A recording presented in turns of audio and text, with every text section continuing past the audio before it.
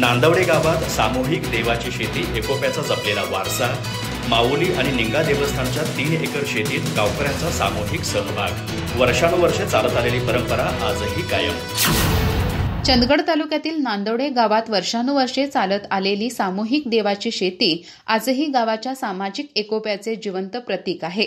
माऊली देवस्थानची तळ आणि निंगा देवस्थानची पट्टी अशी एकूण 3 एकर क्षेत्रफळाची ही शेती दरवर्षी गावकऱ्यांच्या सामूहिक सहभागाने केली जाते. प्रत्येक वर्षी गावातील एका घराण्याला देवाची सेवा करण्याचा मान मिळतो. त्याच घराण्याला देवाची शेती करण्याची जबाबदारीही सोपवली जाते. सन 2025 मध्ये हा मान फौजदार घराण्याला लाभला आहे. या शेतीतून मिळणारे उत्पन्न वर्षभर चालणाऱ्या माऊली देवीच्या उत्सव व धार्मिक कार्यक्रमांच्या खर्चासाठी वापरले जाते.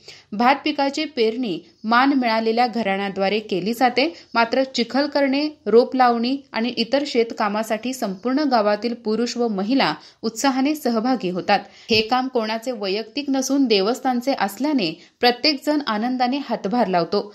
रोप लावणीच्या दिवशी तर गावात सणासारखे वातावरण असते. नांदवड्याची ही परंपरा केवळ शेतीपुरती मर्यादित नसून परस्पर सहकार्य, श्रद्धा आणि एकोपा यांचे जिवंत उदाहरण म्हणून ओळखली जाते. सामूहिक श्रमातून उगवणारे हे पीक गावाच्या श्रद्धेचे आणि एकोप्याचे सोनं ठरते. अधिक माहिती आणि ताज्या घडामोडींसाठी आजच आमचे चॅनल सबस्क्राईब करा.